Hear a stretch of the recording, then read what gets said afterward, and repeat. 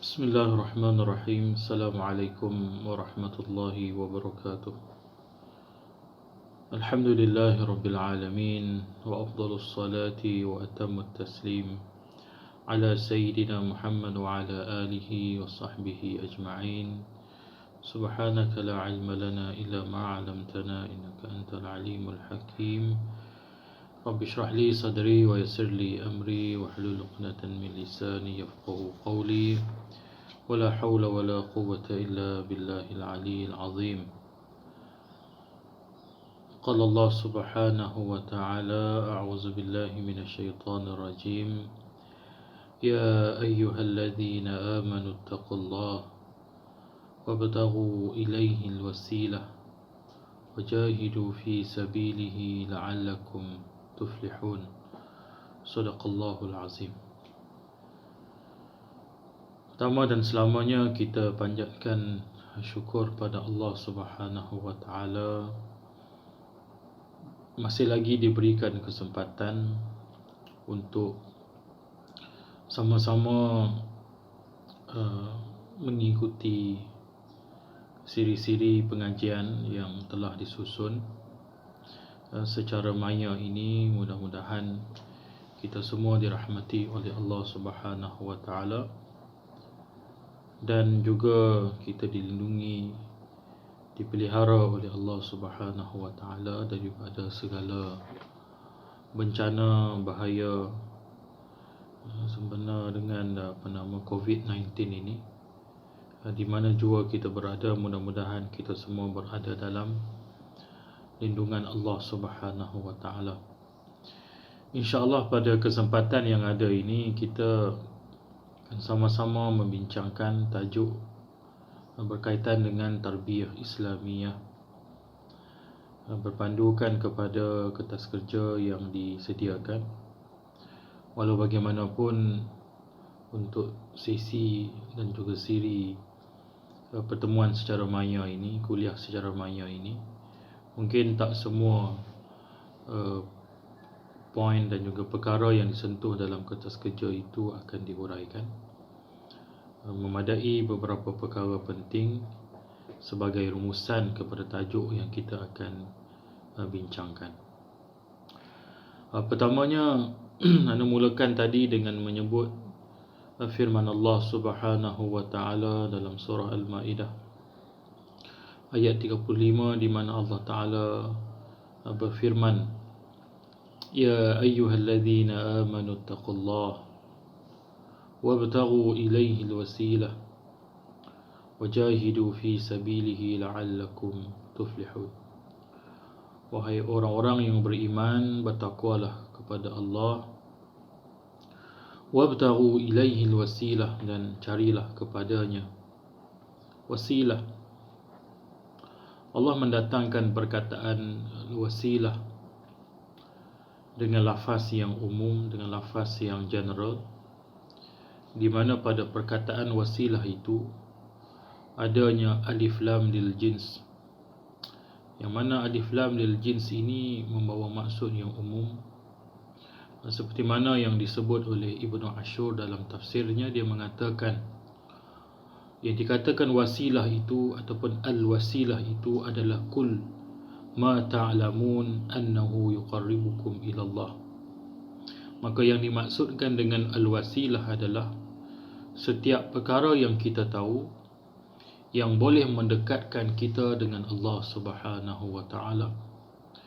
Sama ada sembahyang, sama ada zikir, sama ada apa sahaja, termasuklah menziarahi kubur, mengingat kematian, apa sahaja yang mendekatkan kita dengan Allah Subhanahu wa taala.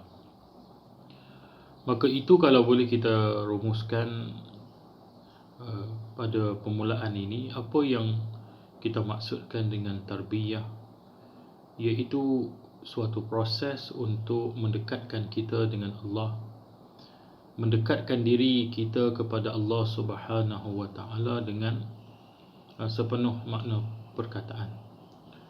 Maknanya ia merupakan perjalanan kita kepada Allah dengan melakukan amalan-amalan yang dituntut supaya kita menjadi hamba yang dekat dengan Allah Subhanahu wa taala.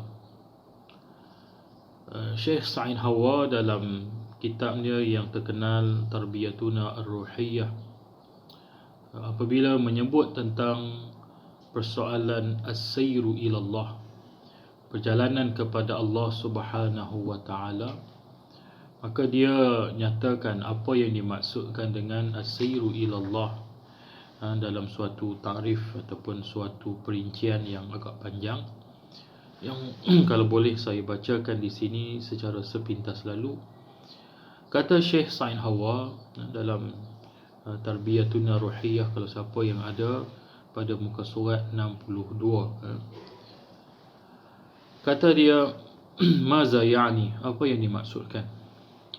As-sayru ila Allah ya'ni al-intiqalu min nafsi ghairi muzakkah ila nafsi muzakkah, min aqli ghairi syar'i ila aqli syar'i, wa min qalbin kafirin aw munafiqin aw fasiqin aw maridin aw qasin ila qalbi mutmain salim, min ruhi syaridatin an babillahi ghairi mutadhakkirah li'ubudiyyatiha wa ghairi mutahaqqiqah bihadhihi al-ubudiyyah ila ruhi 'arifati billahi qa'imata bihuquqi al-'ubudiyyati lah, wa min jasadi ghairi mundabit bidawabiti syara' ila jismin mundabit bidawabiti syara'. Ini adalah suatu rumbusan yang cantik, suatu rangkuman yang cantik yang menggambarkan apakah yang dimaksudkan dengan as-sayru ilallah. Kata Syekh Sa'id Hawa, perjalanan kepada Allah Subhanahu wa taala dalam konteks tarbiyah, dalam konteks pembinaan diri yang kita bicarakan, merangkumi beberapa aspek. Yang pertama, kata dia, intiqal min nafsin ghairi muzakkah ila nafsin muzakkah. Yang pertama, proses ini ataupun program tarbiyah ini adalah suatu proses kita berpindah ataupun menjadikan seseorang itu, diri dia, daripada jiwa yang kotor, yang tidak bersih, kepada jiwa yang bersih. Maknanya kita bercakap soal yang pertama daripada apa yang dinyatakan oleh Sa'id Hawa ini adalah persoalan tazkiyatun nafs. Itu elemen yang pertama, iaitu membersihkan penyakit dalam, menyucikan jiwa ini daripada penyakit-penyakit yang tak sepatutnya ada dalam diri kita. Terutamanya bagi mereka yang berada dalam lapangan amal Islami ini sesuatu benda yang sangat penting. Seperti mana yang disebut oleh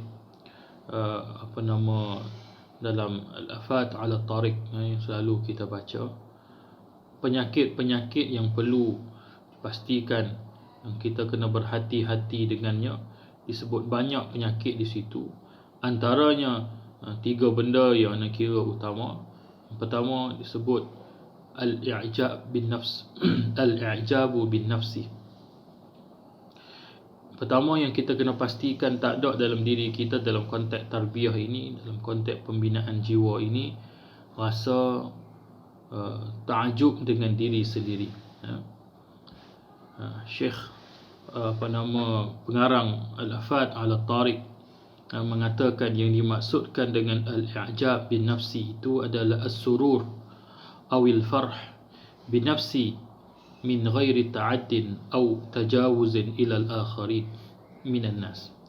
Dia kata i'jab bin nafsi ini maknanya seseorang itu dia rasa seronok, dia rasa gembira dengan diri dia sendiri, dia rasa takjub dengan diri dia sendiri daripada apa yang dia perkatakan, daripada apa yang dia lakukan, tanpa dia memberi kesan kepada orang lain. Maknanya tanpa dia merendahkan orang lain, tanpa dia memperkecilkan orang lain. Ia semata-mata dia rasa bangga dan rasa takjub dengan diri sendiri. Ini penyakit jiwa yang kita kena bersih, yang kita kena pastikan tidak ada. Atas daripada tu sikit dipanggil al-ghurur.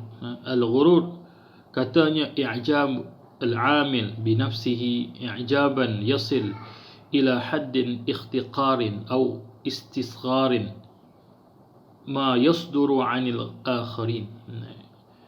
Selepas i'jab an-nafsi, dia naik satu level lagi, dia panggil al-ghurur. Al-ghurur sama macam i'jab an-nafsi, cuma bezanya dalam al-ghurur ini dia mula rasa orang lain kurang daripada dia, orang lain lebih lekeh daripada dia, orang lain lemah daripada dia. Maknanya dia ada elemen memperkecilkan orang lain, ada elemen menghina orang lain. Itu namanya al-ghurur. Atas lagi daripada al-ghurur sampai kepada kemuncaknya, iaitu at-takabbur. At-takabbur ni dia bukan sekadar rasa bangga dengan diri, rasa takjub dengan diri sendiri, bukan sekadar dia merendahkan orang lain, memperkecilkan orang lain. Dia sampai tahap kepada menghina dan juga menolak kebenaran. Dia menolak kebenaran, dia menolak, maknanya hatta dia tahu sekalipun pandangan dia mungkin salah, apa yang dia buat itu salah, tetapi disebabkan oleh takabur ini, maka dia tolak orang lain. Ini yang berlaku kepada iblis, yang dirakamkan oleh Allah Subhanahu wa taala dalam surah Al-A'raf.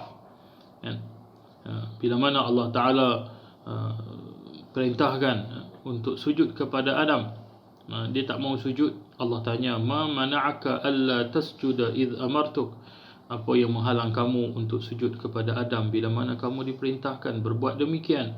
Apa kata dia? Khalaqtani min nar wa khalaqtahu min tin. Kau jadikan aku daripada api dan kau jadikan Adam daripada tanah.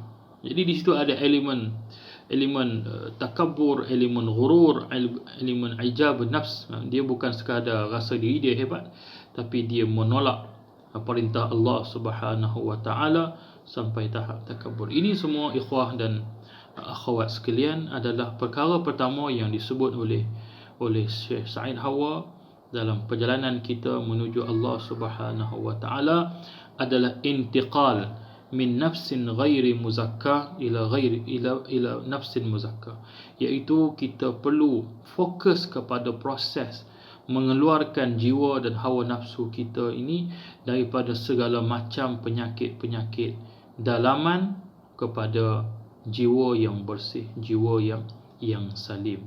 Jadi ini adalah fokus kepada komponen tarbiyah yang perlu ada. Kemudian Syekh Said Hawa menyebut, selepas daripada itu dia kata, min aqli ghairi syar'i ila aqlin syar'i, daripada akal yang tidak syar'i kepada akal yang syar'i. Maknanya elemen yang kedua ini menyentuh elemen akal, menyentuh elemen pemikiran, di mana proses tarbiyah kita juga perlu berusaha untuk memastikan melahirkan amilin, pekerja yang mempunyai istilahnya disebut oleh sebahagian tokoh sebagai pandang alam yang betul, mempunyai worldview yang betul, mempunyai pemikiran yang betul. Dan ini penting, kerana pandang alam ataupun worldview ini dia akan disusuli dengan tindakan. Apa yang kita percaya, itulah yang kita lakukan. Sekiranya yang kita percaya itu salah, maka natijah yang keluar dan terbit adalah salah.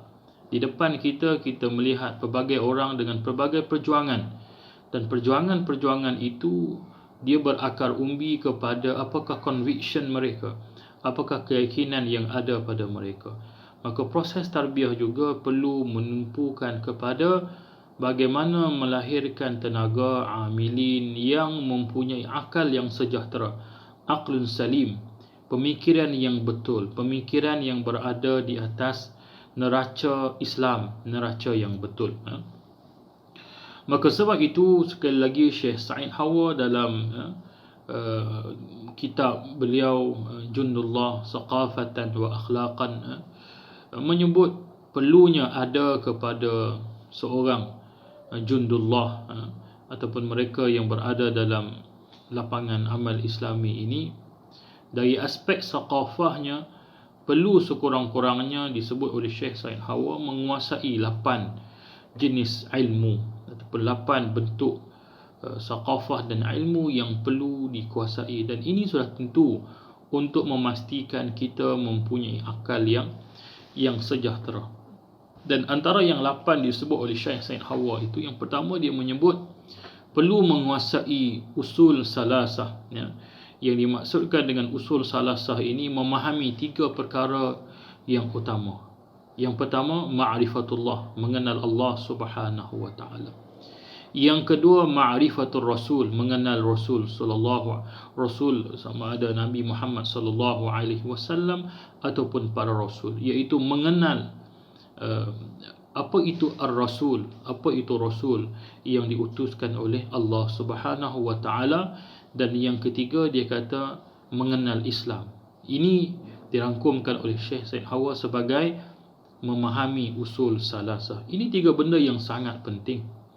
Memahami konsep dan perkara yang berkait dengan 3 benda ini akan memberi kesan kepada diri kita. Contohnya, apakah kepentingan memahami Islam? Dalam erti kata lain, apakah yang dimaksudkan dengan Islam?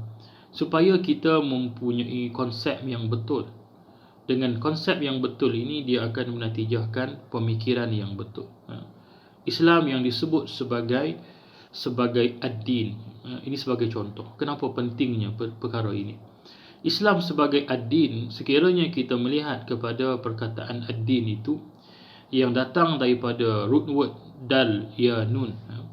Ad-din ini secara bahasanya dia merujuk kepada sama ada keberhutangan.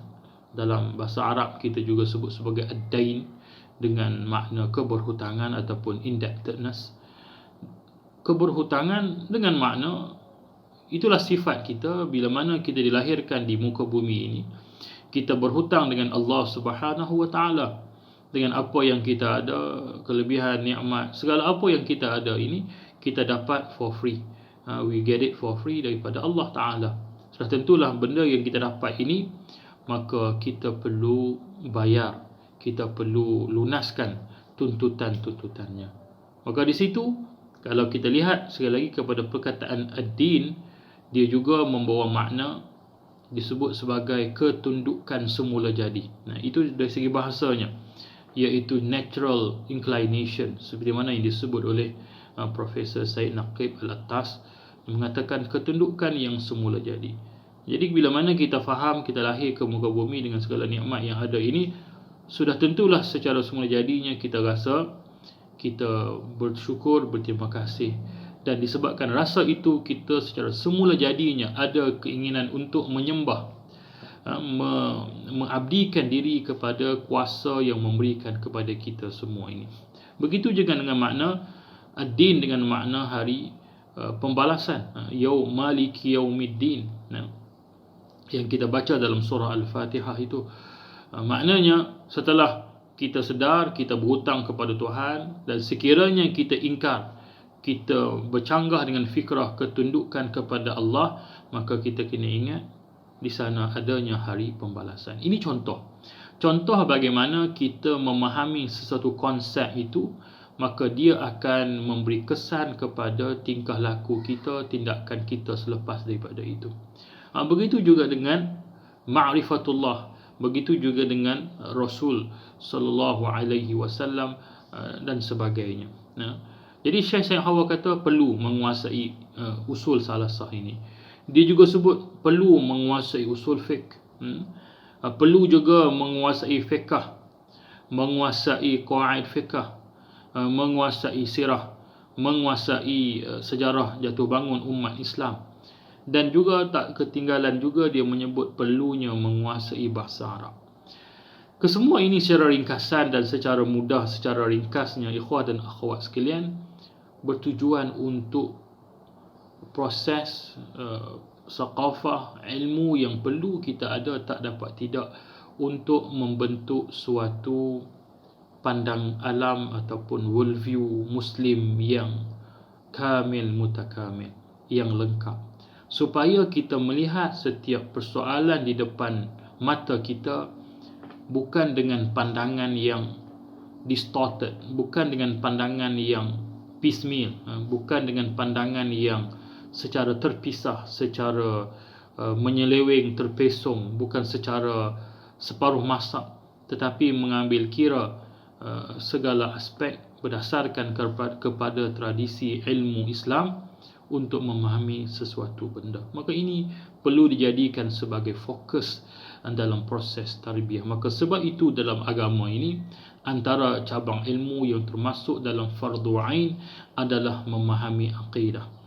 Belajar ilmu yang kita sebut sebagai tauhid ataupun ilmu akidah, mengenal perkara-perkara yang wajib kita ketahui dalam agama ini.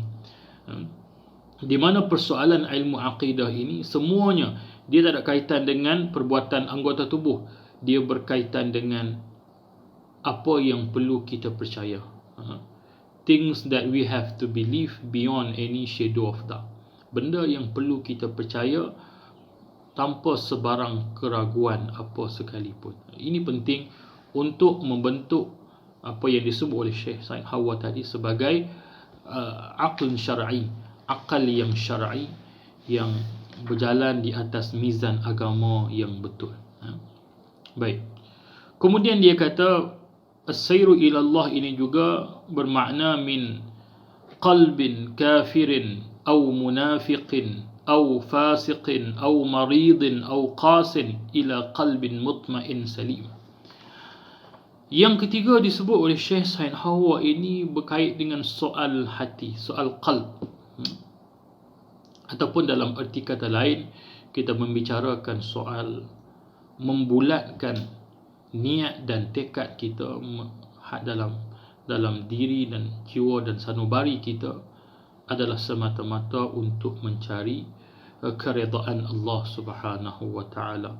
Dalam erti kata lain, dalam bahasa yang mudahnya adalah niat yang ikhlas kepada Allah Subhanahu wa taala. Nah, ini juga perlu menjadi fokus kepada tarbiyah, di mana setiap amilin, hati mereka, niat mereka perlulah bulat kepada Allah Subhanahu wa taala, tidak mengharapkan apa yang lain selain daripada Allah Subhanahu wa taala. Dan kita baca dalam risalah ta'lim Syekh Hasanul Banna menyebut tentang persoalan ikhlas ataupun rukun yang kedua, ikhlas. Kata Syekh Hasanul Banna, kata dia, wa uridul bil ikhlas, yang aku kehendaki dengan ikhlas ini apa dia? An yaqsudal akhul muslim biqawlihi wa amalihi wa jihadihi kullih wajhallahi. Yang aku maksudkan dengan ikhlas di sini, setiap akhi muslim, setiap orang yang terlibat dalam amal islami ini hendaklah niatkan, qasadkan bagi setiap perkataan dia, amalan dia, jihad dia, kesemuanya adalah kerana Allah, wa ibtigha'i mardatih, dan mencari keredaan Allah, wa husnu mathubatih, dan juga mencari pahala ganjaran daripada Allah, min ghairi nazari ila maghnamin aw jahin, tanpa melihat kepada ghanimah, habuan, imbuhan, kemasyhuran, laqabin, kepada pangkat gelaran dan sebagainya, taqaddamin aw ta'akhurin, sama ada dia duduk di depan ataupun di belakang. Bukan itu. Ini satu benda yang susah. Yang dimaksudkan dengan ikhlas, kata Hasanul Banna, wa bidzalika yakunu jundiyun fikrah wa aqidah la jundiyya gharad wa manfa'ah. Sehingga kita menjadi tentera yang bergerak, bekerja kerana aqidah, kerana keyakinan yang kita ada, bukan kerana gharad tertentu, bukan kerana tujuan dan juga manfaat tertentu. Maka ini penting untuk kita sentiasa menjaga hati kita supaya tidak tergelincir daripada jalan melainkan jalan mencari keredaan Allah Subhanahu wa taala. Dan di sana ada beberapa benda yang boleh kita jadikan sebagai termometer ataupun parameter untuk kita mengukur sejauh mana keikhlasan kita. Yang antaranya, yang pertama disebut an yakhafa min syuhratin. An yakhafa min syuhrati. Yang pertama, orang yang ikhlas ini dia sentiasa rasa takut dengan kemasyhuran. Ini penting. Jadi kalau kita rasa seronok dengan kemasyhuran, kita rasa seronok dengan pujian, itu suatu indikator yang sangat bahaya. Satu indikator yang sangat bahaya. Kita mungkin tak lafazkan dengan mulut, kata kita gembira, tetapi kadang-kadang hati kita rasa sedemikian. Maka kalau begitu, ianya sangat berbahaya. Yang kedua, al-mukhlisu yahtam bi nafsihi daiman bitafridi. Yang kedua, dia kata orang yang ikhlas ini sentiasa mengkritik ataupun memberi tumpuan kepada diri dia. Dia sentiasa memikirkan hal diri dia, kekurangan diri dia. Daiman bitafrid, dia sentiasa memikirkan kekurangan diri dia daripada sibuk membincangkan tentang hal orang lain. Dia sentiasa fikir tentang diri dia, kekurangan dia, dosa dia, kelemahan dia, aib yang dia lakukan. Dia sentiasa menginsafi kekurangan diri dia, dosa yang dilakukan dan sebagainya. Ini orang yang ikhlas. Dia sentiasa muhasabah apa yang dia lakukan. Dia tak kisah hal orang lain, apa orang lain buat, orang lain kekurangan yang mungkin ada pada orang lain, dia tak fokus kepada itu. Yang ketiga, an yakuna al-amalu as-samit ahabba ilaih. Yang ketiga, orang yang ikhlas ini dia lebih suka kerja yang senyap. Kerja senyap ni maknanya kerja yang orang tak tahulah. Bukan macam kita kata orang yang kecoh, orang yang kita kata macam peribahasa Melayu mengatakan ayam yang riuh sekampung, telur sebiji riuh sekampung. Maknanya dia lebih suka bekerja dalam keadaan yang orang tak tahu. Bukan bermakna dia, jangan salah faham di sini, bukanlah bermakna dia mencari peluang untuk tidak memberikan sumbangan, tidak. Tetapi kalau ada pilihan, dia lebih suka buat kerja yang orang tak nampak. Yang keempat, an yastawiya 'indahu 'amal qa'id wa 'amal jundi. An yastawiya 'indahu 'amal qa'idan wa 'amal jundiyan. Bagi dia ni sama sahaja, sama ada dia dilantik menjadi pimpinan, menjadi ketua, menjadi pemimpin, ataupun sekadar orang di belakang menjadi jundi, orang biasa sahaja. Ini penting. Jadi ini antara 4 benda yang disebut dalam syarah kepada risalah ta'lim, antara tanda orang itu ikhlas. Maka kita boleh muhasabah kepada diri kita sama ada kita ada ataupun tidak perkara ini. Maka ikhwah-ikhwat sekalian, aspek yang ketiga, qalbun salim ini perlu dijadikan fokus. Hati yang sejahtera, hati yang ikhlas ini perlu dijadikan fokus dalam proses tarbiyah kita. Baik. Kemudian Syekh Said Hawa menyebut, wa min ruh syaridatin an babillahi ghairi mutadhakkirah li'ubudiyatiha wa ghairi mutahaqqiqah bihadhihi al-ubudiyah. Yang keempat, dia menyebut tentang jiwa yang liar kepada jiwa yang sentiasa terikat dengan ubudiyah kepada Allah Subhanahu wa taala. Ini juga perlu menjadi fokus kepada tarbiyah kita, iaitu daripada jiwa yang ghaflah, yang tidak yang jauh daripada babillah, yang jauh daripada pintu Allah Subhanahu wa taala, yang jauh daripada rasa ubudiyah, kepada Allah, kepada jiwa yang merasai ubudiyah kepada Allah. Syekh Sa'id Ramadan Al-Buti dalam suatu kuliah dia menyebut, dia kata di sana ada beza di antara ibadah dan ubudiyah. Ada orang ni beribadah tetapi tidak ada ubudiyah. Ibadah maknanya amalan yang dibuat oleh manusia yang kita panggil sebagai ibadah, yang lahir daripada beberapa perbuatan fizikal. Dia kalau satu orang itu sembahyang, takbir, rokok, sujud, baca Quran, sembahyang sunat, pada lahiriahnya, pada zahirnya kita mengatakan dia melakukan ibadah. Tetapi adakah ubudiyah ada padanya? Kata Syekh Sa'id Ramadan Al-Buti, belum tentu. Orang yang melakukan ibadah adanya ubudiyah. Apa yang kita nak adalah ubudiyah, rasa kehambaan kita kepada Allah Subhanahu wa taala. Rasa kita ini sebagai hamba dengan sebenar-benar perkataan. Maka proses tarbiyah ini juga perlu menukar seseorang individu amilin ini kepada jiwa yang liar, jiwa yang lari daripada, yang jauh daripada ubudiyah kepada Allah Subhanahu wa taala, kepada jiwa yang benar-benar mengabdikan diri. Maknanya kalau kita mendirikan sembahyang dengan penuh perasaan kehambaan. Itu maknanya. Kalau kita berpuasa dengan sepenuh makna perkataan kehambaan itu. Bukan sekadar menahan diri daripada lapar.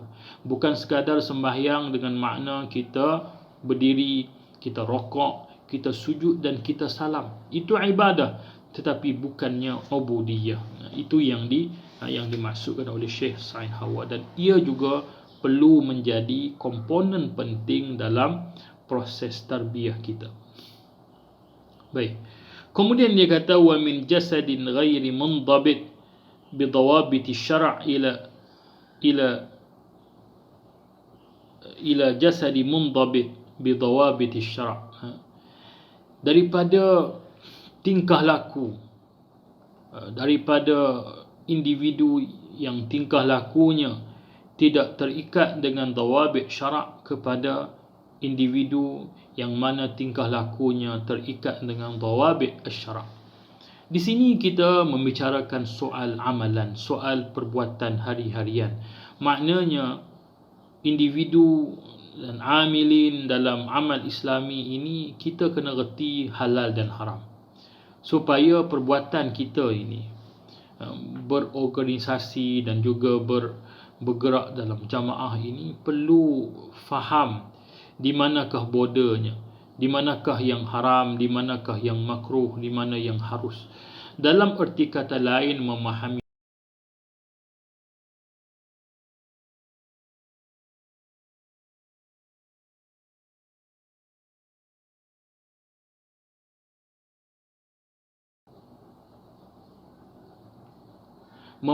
hukum-hukum fiqh, memahami perkara yang disebut sebagai fiqh.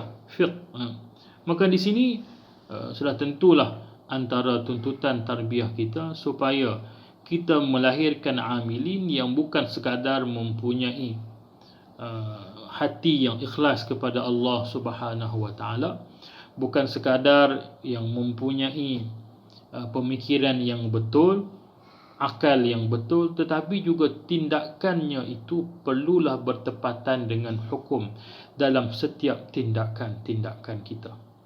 Maka di sini berhajat untuk program tasqif, program memberikan kefahaman, memberikan saqafah yang berkait dengan hukum hakam, bermula daripada perkara yang selalu kita lakukan, yang kita sebut sebagai ibadah, yang berangkumi taharah, ibadah, solat, bersuci dan sebagainya. Ini perlu dipastikan setiap amilin menguasai perkara-perkara fardu ain ini, sampailah kepada mungkin hal yang berkaitan dengan muamalah, sedikit yang berkaitan dengan munakahat dan sebagainya, sebagai suatu pengetahuan minima yang perlu diketahui oleh semua orang. Kita tidak mahu mereka-mereka yang berada dalam amal Islami ini, dalam jamaah, tidak boleh membezakan benda yang halal dan benda yang haram, benda yang dibenarkan.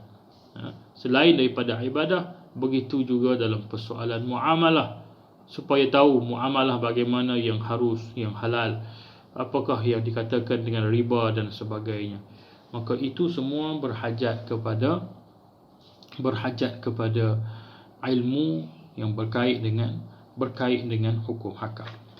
Maka ikhwah dan akhwat sekalian, itu secara ringkas apa yang disebut oleh Syekh Said Hawa sebagai program dan proses tarbiyah dalam erti kata perjalanan kita, pengembaraan kita menuju Allah Subhanahu wa taala. Kemuncak daripada apa yang disebut ini suatu kenyataan yang menarik, yang disebut oleh Syekh Said Hawa dalam kitab dia Tarbiyatuna Ruhiyah, At-Tarbiyatuna Ruhiyah. Dia mengatakan semua proses ini dalam kita menuju Allah Subhanahu wa taala, fokusnya adalah melahirkan qalb, hati yang sejahtera. Kerana pada hati inilah raja segalanya, yang akan menggerakkan seluruh tubuh badan manusia, seperti mana sabda Nabi sallallahu alaihi wasallam, ala inna fil jasadi mudghah idza salahat salaha jasadu kulluh wa idza fasadat fasada jasadu kulluh ala wahyal qalb. Nabi kata, ketahuilah pada jasad, pada diri manusia itu ada satu mudghah, ada suatu benda makhluk yang mana sekiranya benda ini baik, maka baiklah seluruhnya, kalau buruk, buruklah seluruh anggota badan, iaitu hati. Maka hati, kata Syekh Said Hawa, perlu menjadi fokus kepada proses tarbiyah. Tetapi kata dia, apakah yang dimaksud dengan hati yang sejahtera? Kata dia, al-qalb as-salim huwa alladhi yatalaqqa awamir Allah bimuntaha at-taslim wal ridha. Maka dia kata, hati yang sejahtera ini adalah hati yang menyahut seruan Allah dengan sepenuh makna perkataan, bimuntahat taslim, dengan sepenuh-penuh penyerahan. Wa yasirul jismu bihi ala hasabi awamirillah. Maka hati yang sejahtera ini akan menggerakkan dengannya al-jisim, anggota badan. Maknanya hati ini kalau benar-benar sejahtera, kata Syekh Said Hawa, dia akan menjadi penggerak kepada anggota badan untuk apa? Bergerak seiring dengan arahan Allah Subhanahu wa taala bikamilil quwwati, dengan sepenuh kekuatan.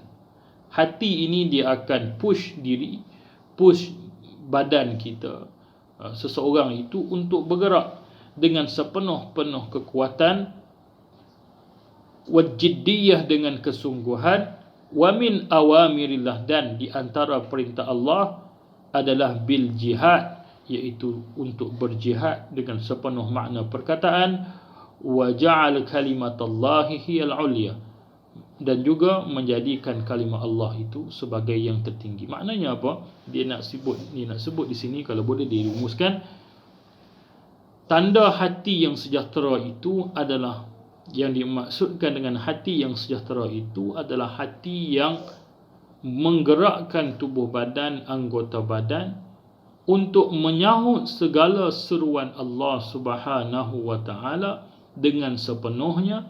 Dan termasuklah seruan Allah Subhanahu wa taala ini adalah untuk berjihad, mempertahankan agamanya, dan juga menegakkan kalimah Allah sebagai kalimah yang tertinggi. Maknanya, ada orang salah faham bila disebut tentang hati yang sejahtera ini adalah ibarat menguncikan, memencilkan diri daripada manusia, beribadah semata-mata kepada Allah tanpa memikirkan apa yang berlaku di sekelilingnya.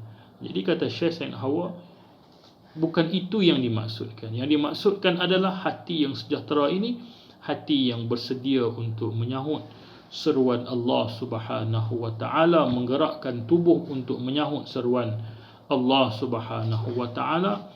Dan termasuklah seruan Allah Subhanahu wa taala ini adalah berjihad, berjuang dan juga mendirikan kalimah Allah sebagai kalimah yang tertinggi.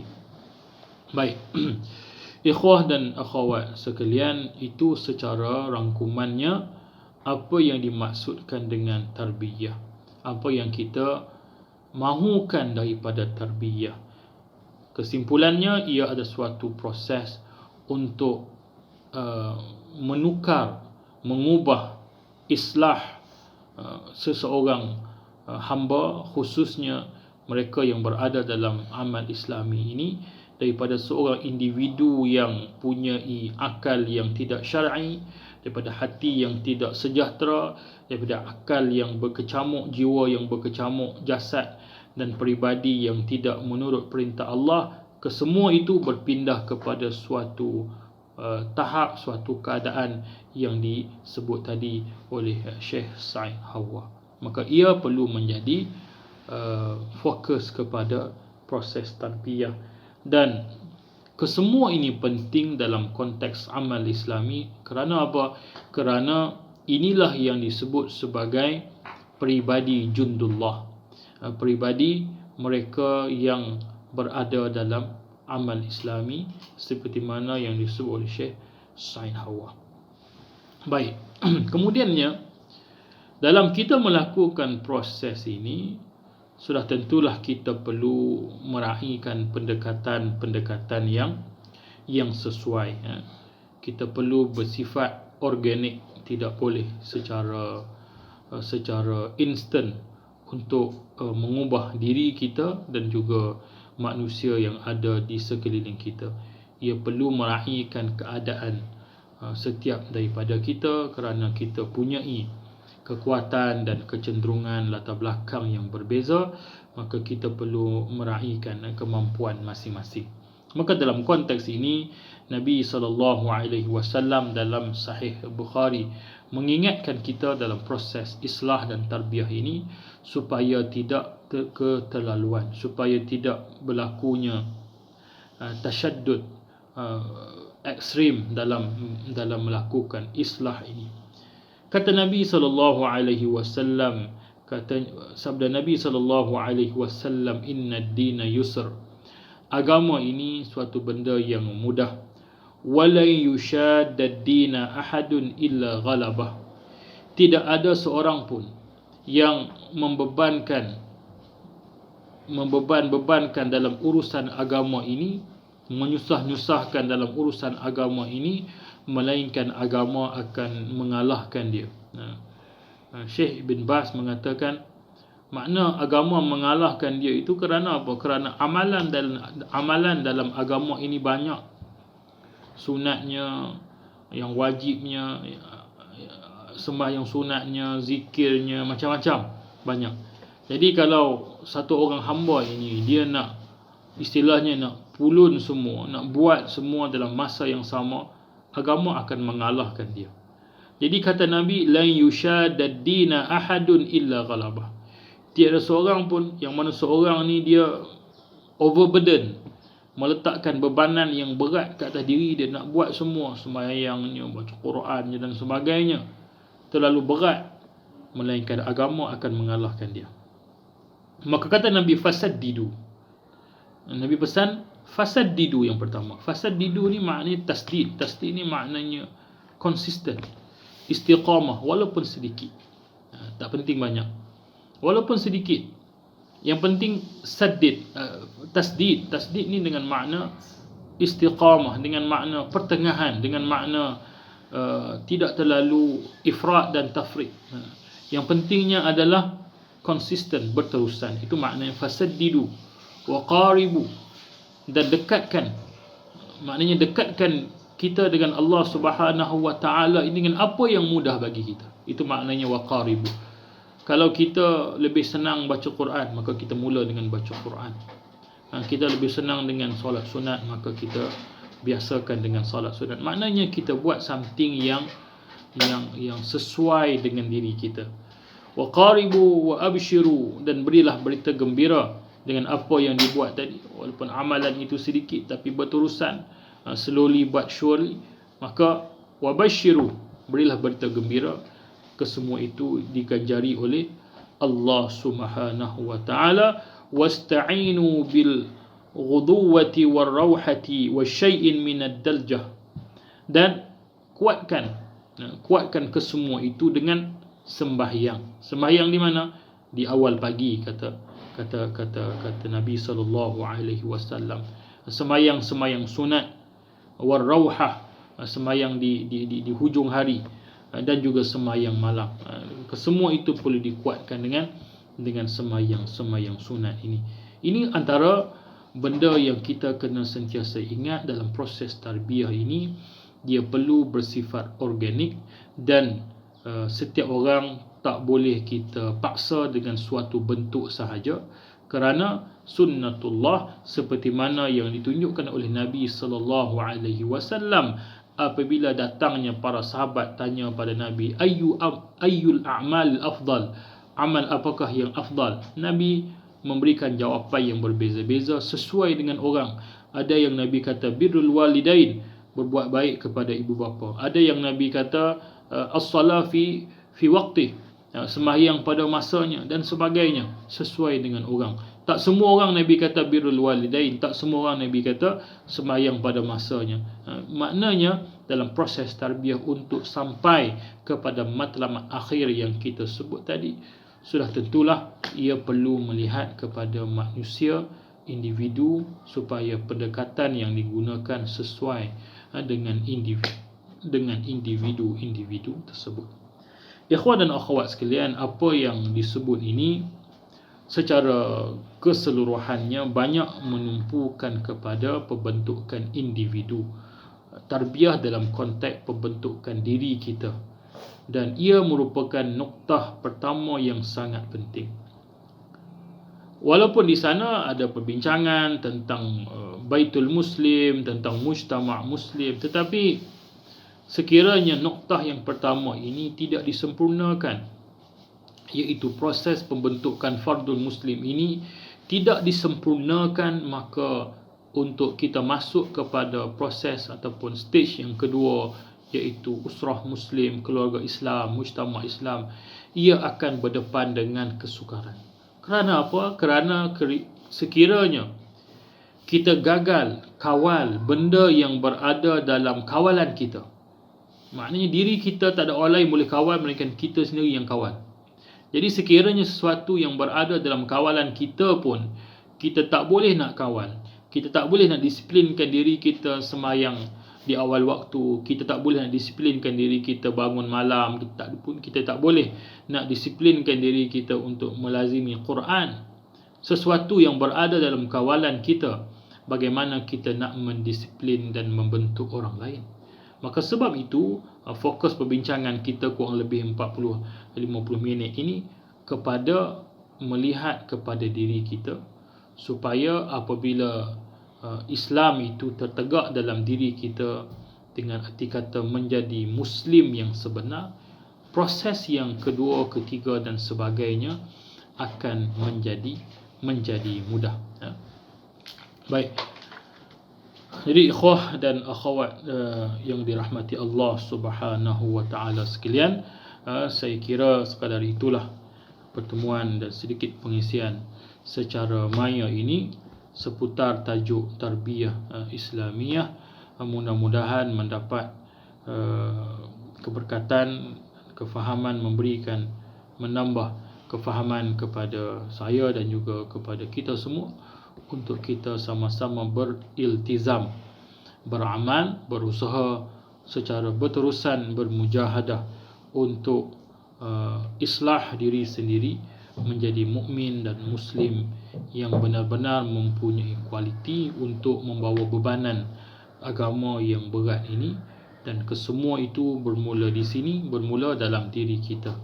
Mudah-mudahan kita diberikan kekuatan oleh Allah Subhanahu wa taala dan diberikan pengampunan yang segera mengangkat segala bala bencana yang kita hadapi hari ini. diberikan kesembuhan, dan insya-Allah kita bertemu pada lain masa.